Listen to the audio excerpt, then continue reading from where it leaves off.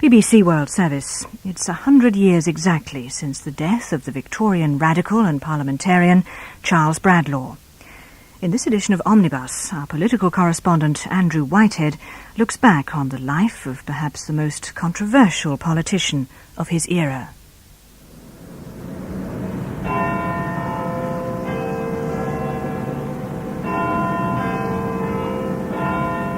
My office in Parliament is called the Dungeon.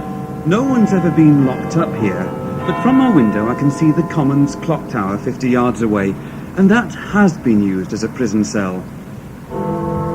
Charles Bradlaugh was the last MP to be confined there. That was during his 6-year struggle, eventually successful, to take the parliamentary seat for which he was repeatedly elected. An issue of freedom of opinion. As a distinguished modern-day parliamentarian, the former Conservative Cabinet Minister Enoch Powell explains. I think it's a classic case of the House of Commons boxing itself in. But it wouldn't have boxed itself in if it hadn't really been prejudiced against Bradlaugh as an atheist. What happened was that he said, "Of course I'll take the oath." And the House said, "No, you can't take the oath because you're an atheist and you wouldn't mean it." He said, "All right then, well, if you don't like that, I'll affirm." And they said, no, affirmation instead of an oath is not for such as you. And Bradlaugh was in effect being expelled or excluded from the House because of his religious belief. Charles Bradlaugh's reputation rests on more than simply a night in the clock tower, more indeed than his epic parliamentary struggle. He was among the most courageous of radicals, an opponent of privilege and injustice who enjoys the admiration of another renowned radical, the former Labour Party leader Michael Foot. Bradlaugh was a great Victorian. The extraordinary thing is that when he was attacking most of the so-called Victorian values in almost every field, he was himself like the great Victorians. He was as large a man as Gladstone. He used the same kind of weapons that Gladstone used. That is a great mastery of the platform. But don't let anybody think that it was an easy thing for him to do. It took tremendous courage to say what he did and to go on saying it in defiance of all the pressure that was brought to bear against him. Humanity is growing larger than castles, larger than temples, larger than empires, larger than creeds, larger than churches. Men once built these, now they are outgrowing them. The age is not far off when men shall be free and equal, not in the dead level of that equality which can never come, but the age in which men rank higher than kings, and priests are no more. Bradlaugh challenged the two institutional mainstays of Victorian Britain, the monarchy and the church. No wonder he picked the pseudonym iconoclast. And he was no closet atheist. He founded what remains Britain's main free thought movement, the National Secular Society. Its present head, Barbara Smoker, could, I suppose, be described as in apostolic succession. Bradlaugh was the first president of the National Secular Society, and I'm the 9th president, I think. And enormously proud of her predecessor, whose bust can still be seen at the Society's headquarters. He was a workaholic, a self-educated man, a man with great ambition, really. And although he was a big, strong man in his youth, he wore himself out and died at the age of, 57, I think. But he achieved an amazing amount for a man who died so young. Absolutely amazing. With Charles Bradlaugh's restless energy as campaigner, pamphleteer and debater came increasing notoriety. Edward Royal, head of the history department at York University, says Bradlaugh espoused deeply unpopular causes. He was an outspoken atheist at a time when those who shared his doubts were learning to call themselves agnostics, but going to church and being a genuine Christian believer was the normal and respectable thing to do. He was also Republican in an age which was now learning to venerate Queen Victoria. But worst of all, he took up the cause of birth control, the so-called neo-Malthusian solution to population problems and poverty, and that indeed made him very unpopular, because to associate sexual irregularity, as it was seen, with republicanism and non-belief in God. Well, that was just too much for respectable Victorian England. Our objection to Mr. Bradlaugh is that he is socially lawless, devoid of moral sense, untruthful, morally unclean, a coarse blasphemer, and an avowed atheist. He had this image of a blustering, wild, atheistic Republican demagogue, all of which was true, but at the same time he was incredibly law-abiding and constitutional. He insisted that everyone else was wrong, but that the law was on his side. And indeed, as a very clever, although untrained and unqualified lawyer, he often proved that he was right. Charles Bradlaugh was born and brought up near this spot, in Hoxton in East London, which was a poor area in the 19th century and is still very disadvantaged today. His father was a lawyer's clerk, earning a fairly meagre living, but he still managed to keep his son Charles in school until he was 12 years old. He was brought up in the C of E and in fact was quite religious. He became a Sunday school teacher in his, when he was about 14, 15, something like that. And then at the age of 16, he found there were irreconcilable things. He started asking questions about the Bible, about doctrine generally, and the vicar told his family, and he was turned out of his house. At the age of 16, he was turned away from home, simply because he questioned the Bible. By his mid-30s, Bradlaugh had established himself as a leader of radical opinion, with his own weekly paper, The National Reformer. But the strong streak of constitutionalism was already present. When acting as marshal for a reform demonstration in Trafalgar Square in the 1860s, he was outraged to see a boy throw a stone, and rode his horse up the steps of the National Gallery in pursuit. Free thought became something of a family tradition. His great-grandson, Basil Bradlaugh Bonner, happily describes himself as a free thinker. I'm very proud and rather in awe of my ancestor. I think it important that people should realise that the courage my ancestor needed was all the greater because he was never a wealthy man. Bradlaugh's financial affairs were always a touch precarious, and in 1870, when he would have been in his late 30s, the crunch came. Almost all his personal goods had to be sold to pay off debts. His wife, already an incipient alcoholic, and their 2 daughters moved to their grandfather's outside London. And Bradlaugh himself came back to the East End, here to Turner Street in Stepney, just a couple of miles from where he was born, again a very modest working-class quarter of London. And the lodgings he took here were just 2 rooms, at a cost of 3 shillings and 6pence a week. And this is when Bradlaugh turned to writing, and more particularly to lecturing, to earn his living. I think he was one of the great platform orators of the 19th century. He had a London accent, and sometimes his enemies commented upon this and suggested that perhaps he was a barrow boy out of place. But we should remember that in the 19th century, many great politicians, including Gladstone himself, had strong regional accents from their place of birth. One great asset he had was a very loud voice. Nicholas Walter of the Rationalist Press Association, pointing to a very necessary attribute for an orator of that era. One has to remember that in the days before electric microphones and loudspeakers and so on, a man who could speak very loudly for a very long time had an enormous advantage over other people, and he clearly had one of the loudest voices ever known in the 19th century. Secular societies, Republican clubs and reform organisations up and down the country welcomed Bradlaugh onto their platforms. His supporters, says Dr. Royle, mainly skilled workers and small tradesmen. Bradlaugh was supported very much by people of his own kind. That is, people of the respectable working class and lower middle class. People who were respectable, but people who were basically poor, vulnerable to downturns in the economy, sudden death in the family. So they aren't among the propertied elite. They aren't the solid middle class of Victorian England. But neither are they the very poor, the very hungry, the labourers, the unemployed, the street waifs. Unquestionably the commanding figure in Victorian popular radicalism, Bradlaugh was not a modest man. Over the years, he quarrelled with just about every other figure of note in the Freethought movement. Nicholas Walter accepts he was not easy to get on with. Well, of course, he was a lawyer by training and adoption, and I think he behaved very much as a lawyer. He was very inclined to rush off to the courts at a moment's notice. He was self-important, but then he had a lot to be important about. He was a very important man.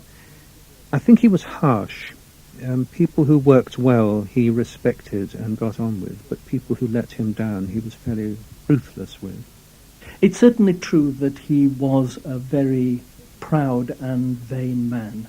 He would have been difficult to live and work with because he was so conscious of the fact that he was always right. Now, in politics, perhaps it's this conviction which carries any person. And the infuriating thing about Bradlaugh was that he so often was right. But this must have made him insufferable to work with at the time. Bradlaugh was the essence of the respectable radical. His anti-royalist pamphlets were filled not with venom, but with facts about royal pensions. His atheist tracts, polemical, but also scholarly. This respectability was reflected in his dress and in his personal life, even though his marriage was unhappy. Basil Bradlaugh Bonner says the more scurrilous tales about his great-grandfather's private life simply aren't true. Quite on the contrary, what came through my grandparents was the very high moral tone in the family, according to the standards of Victorian times, I should say, not of 1991. And if Charles Bradlaugh had thought of any sexual activity as being immoral, he would not have indulged in it. I'm quite sure of this. He's one of those people who took the view that simply because you get rid of religion and traditional morality, it does not mean that you're going to get rid of moral behaviour. And I think he took very seriously the belief that freethinkers must show themselves to be even more respectable than everybody else. And I personally feel that one of the greatest tragedies of Bradlaugh's life was that he wasn't able to abandon most of traditional morality and get on and enjoy himself with Annie Besant and the other women who pursued him. I think he would have been a much happier and much more likeable person if he had. Annie Besant, the wife of a clergyman, became a close collaborator. Whatever the full truth about the relationship, Edward Royal says they were clearly attracted to each other. I think that's quite clear, yes, that Bradlaugh was captivated by the dynamic energy and attractiveness of young Annie Besant. Indeed, he became positively headstrong under her influence. In defiance of the authorities, Bradlaugh and Besant republished an old work giving details of birth control methods. In a foreword, they challenged the contemporary notion that contraception was obscene or immoral. We think it more moral to prevent the conception of children than, after they are born, to murder them by want of food, air and clothing. We advocate scientific checks to population because, so long as poor men have large families, pauperism is a necessity, and from pauperism grow crime and disease. The two were tried before the Lord Chief Justice and found to have depraved public morals, escaping jail only on a legal technicality. But all in all, it was a vindication of Bradlaugh's championing of free expression, and the enormous publicity surrounding the trial certainly increased awareness of birth control methods. 3 years later, in 1880, Bradlaugh was elected at the fourth attempt as a Liberal MP for the town of Northampton, the beginning of his 6-year parliamentary struggle. Nicholas Walter says Bradlaugh's intense ambition to become an MP indicates how conventional he was. There's a nice anecdote that when he was an MP, he deliberately left his cigar ends on the windowsills so that the working people there could pick them up. He was a decent middle-class man. He had an enormous respect, which I cannot understand, for the English law and for the English constitution, although he wanted to change it. And he thought the only way in which one could effect change in this country was through Parliament. And therefore he got himself into the House of Commons. In my view, it was a great error, but he took it very seriously, and a great many of his followers did as well. The Commons was just the one place that was not fit for Bradlaugh, nor he fit for it, Bernard Shaw once said, adding, "The British Parliament is the most effective engine for preventing progress of any kind that has ever been devised by the wit of man." Not unnaturally, Michael Foot takes exception to that. Bernard Shaw's views on Parliament as part of our democracy, I think, were quite wrong, and especially, I think, he should take into account how Bradlaugh could use the membership of the House of Commons to put unpopular views, and that's what other people could do too. Indeed, one reform secured by Bradlaugh when he was eventually allowed to take his seat was to permit any member to affirm allegiance, so ensuring that his ordeal would never be repeated. Michael Foot takes advantage of that right, as did the former Liberal MP Michael Meadowcroft, who believes the principle established by Bradlaugh is still of wider relevance. I remember cross-examining Enoch Powell when he gave evidence to the Select Committee on Members' Interests as to why he would not sign the declaration and list his own interests. And he said, because Parliament cannot lay down a further qualification on my sitting as a member other than that required by the law and my electors. And I said to him, you're saying this is a Bradlaugh case? And he smiled and said, exactly, exactly. It is true that the House of Commons must be master in its own house, otherwise it is not a sovereign body. But it isn't master except in its own house. And over the House of Commons there is another master, and that is the electorate. And the electorate proved it in the case of Charles Bradlaugh. It said, well, we'll go on electing him. And the House of Commons had to give way. Bradlaugh's adventures in the 1880s in securing his seat were among the most dramatic in parliamentary history. Denied the right either to affirm or to take the oath, Bradlaugh was allowed on the 23rd of June 1880 to put his case directly to the Commons. I stand here, sir, as no criminal. I stand here as the chosen of a constituency of this country, with my duty to that constituency to do. I'm no more ashamed of my own opinions than any members of this House is ashamed of his. And much as I value the right to sit here, and much as I believe that the justice of this House will accord it to me before the struggle is finished, I would rather relinquish it forever than it should be thought that by any shadow of hypocrisy I had tried to gain a feigned entrance here by pretending to be what I am not. His plea rejected, Bradlaugh refused to leave the chamber. Indeed, as the parliamentary diarist Henry Lucy witnessed, he advanced towards the Speaker's chair. The Sergeant-at-Arms followed, and grasping him by the arm, temporarily arrested his progress. But Mr. Bradlaugh shook off the gallant captain and strode onward amid a scene of indescribable excitement. Half a dozen members were addressing the chair from as many parts of the House. The Speaker was on his feet. Members were shouting and gesticulating, and here, in the very centre of the floor, with legs set firmly apart, stood Mr. Bradlaugh, determined and defiant. I submit to you, sir, that the order of the House is against the law, and I positively refuse to obey it.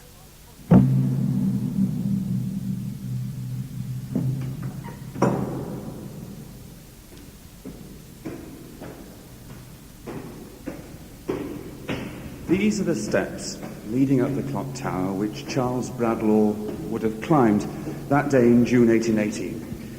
He refused to withdraw from the chamber, and at the order of the Speaker was taken into custody by the Sergeant-at-Arms, who was responsible for enforcing discipline and good order in the chamber. Up more than 100 steps, only a third of the way up towards Big Ben, but far enough, I can tell you.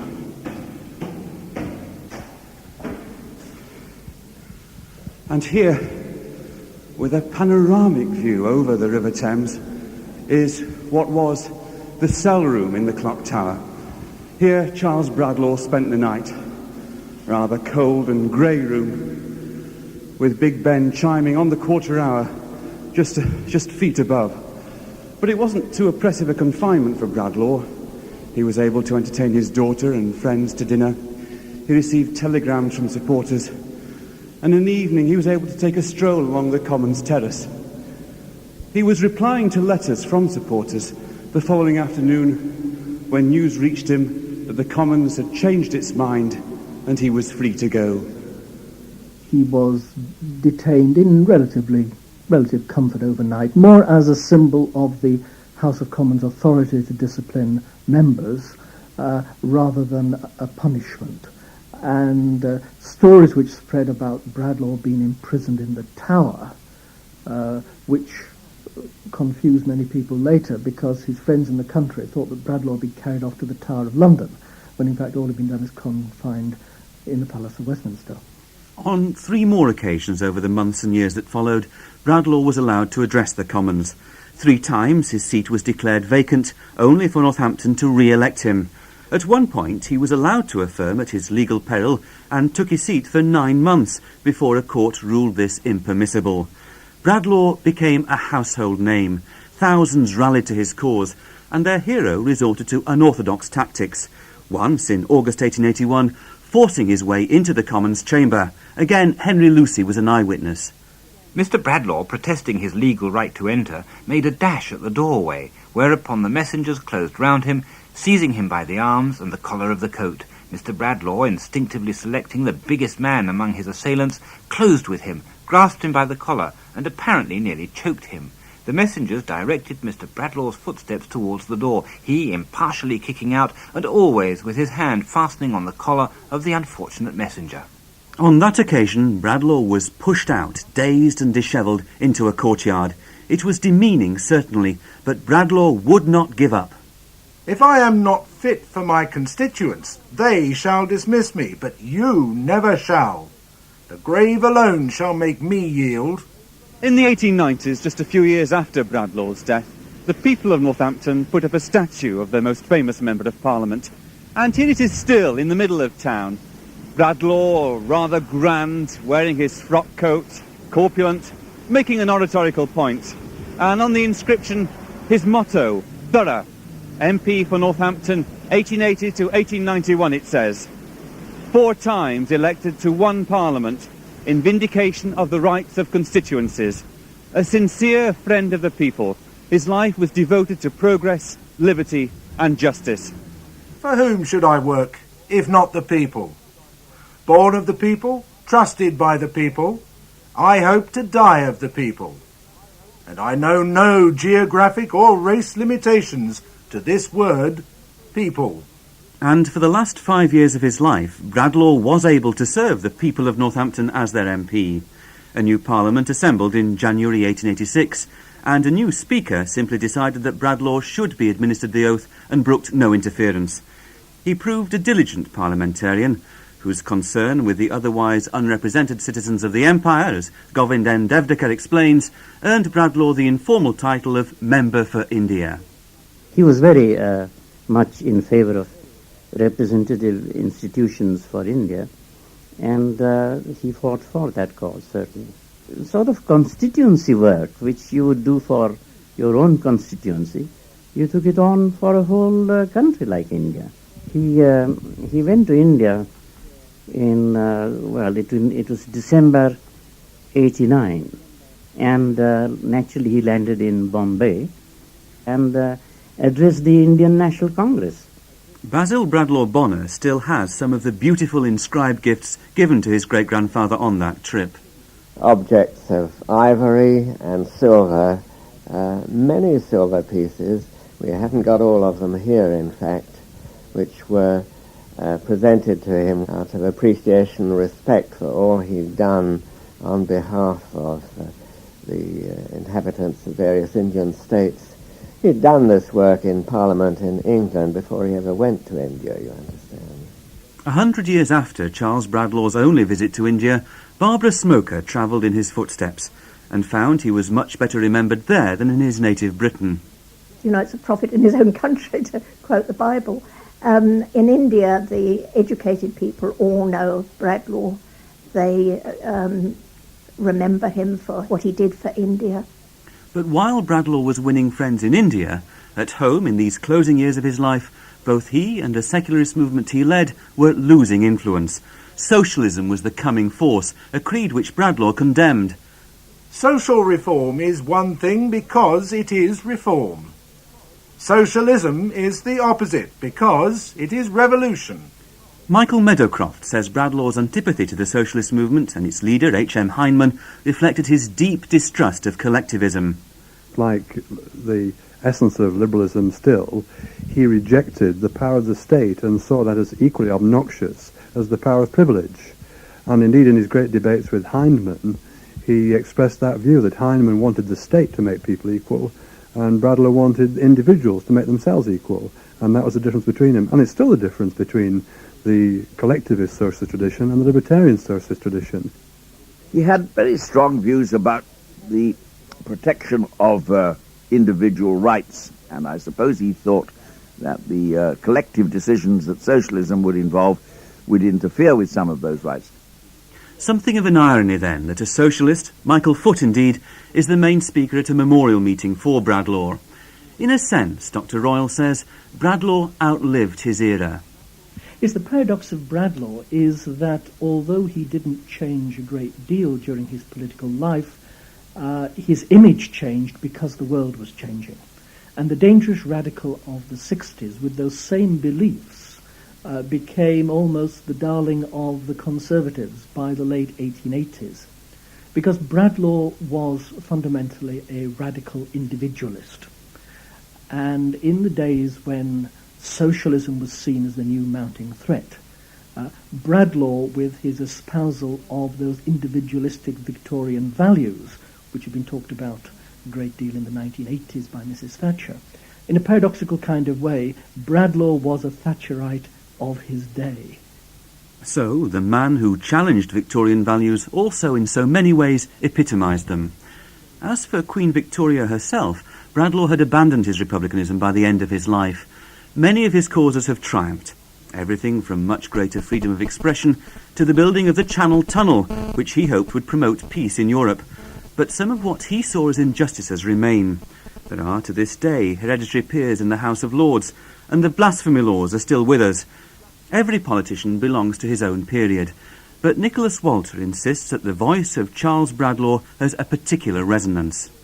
His importance, I suppose, was to personify and to give a voice to a great many people who were afraid or unable to say what they wanted to say about the world, both in politics and in religion, and also in other social areas. And he did express very well for several decades the aspirations of people who had no voice otherwise. On the base of Bradlaugh's statue in the centre of Northampton is a verse, Bradlaugh for Northampton, and the final stanza and verse read, "Some cowards cry out heresy. Beware, my fellow men.